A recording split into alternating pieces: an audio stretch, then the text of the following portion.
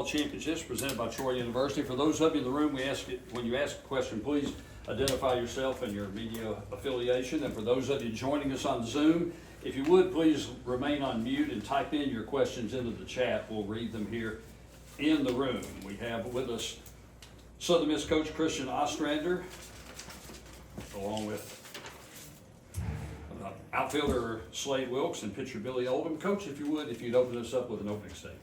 Yeah, just really proud of that win. I thought it was obviously a great pitcher's duel. I thought Billy did a great job, and their guy did a great job. So runs were hard to come by, and just really proud of our guys, kind of staying in the middle of the ring and finally getting a chance to strike there in the 8th inning, and got some big hits out of Slade and Nick. So great game, very proud of it, and it was a hard-fought win for sure. Similar Rogers to you in baseball. Christian, what did you kind of see from just Billy today? It seemed like you were able to kind of change your eye level in the fastball quite a bit. Was obviously the breaking ball going. Just your overall thoughts on his stuff.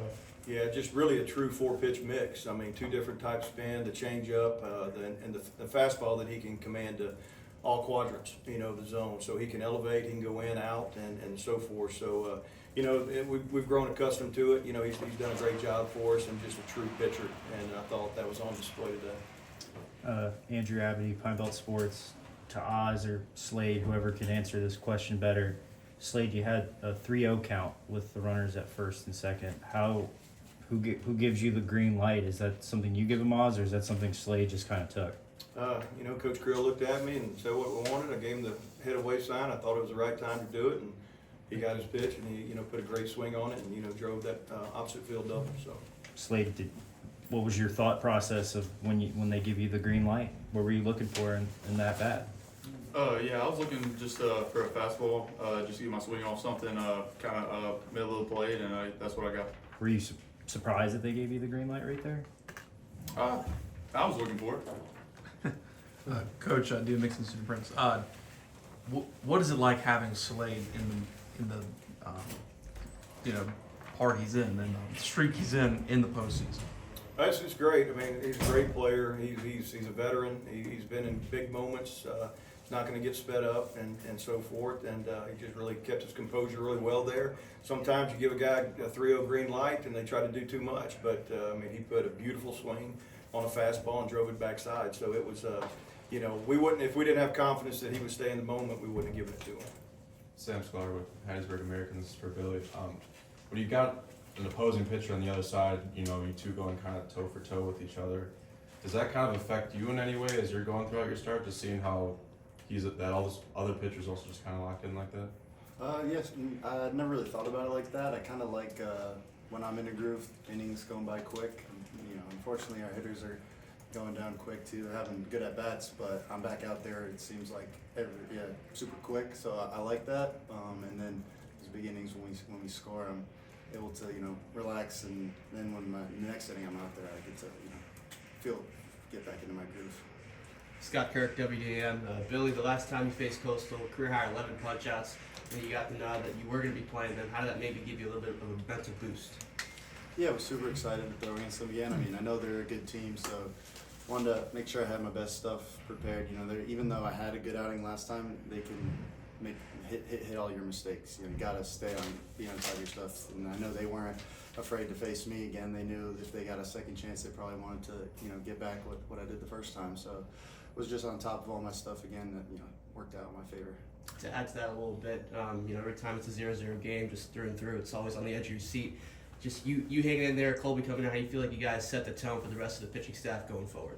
Yeah, I hope so. first shutout of the year I think we got. So it's nice that Colby's able to shut the door there after my couple innings. So we're super excited. We know Nico's gonna probably start the next game, obviously, and a lot of confidence in him. And only using 2 arms in game 1 is exciting, and we can build from there. Coach, can you speak on Carson Pinto and his status?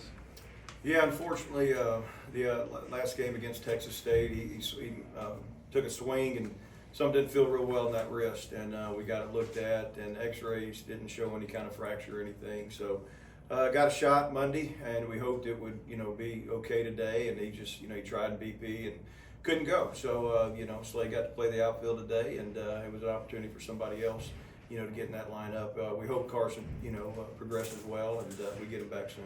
You saw he went through seemed like his normal warm-ups. Do you feel like it's just a day-to-day thing at this point? I think so. It doesn't bother him anything, just the swing, you know, and the grip strength, I guess. So it is what it is, and you got to endure it, and you know, it's up to somebody to, you know, fill that void.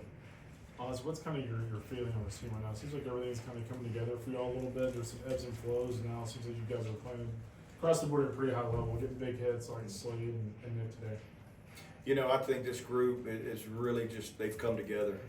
You know, we've seen it in the past at Southern Miss, and this year's no different. They were together all along. It was great unity, camaraderie, but really hit a point, you know, where I thought they just took ownership, you know, and we were able to kind of get out of the way. And that's what good teams do. That's what you hope to get to. And sometimes it takes a little longer than others. So just a tremendous group of young men that competes hard. They love each other, and they get out there and they compete for one another. And I think that's the, you know, the special ingredient that is not always there. You gotta work for it. So.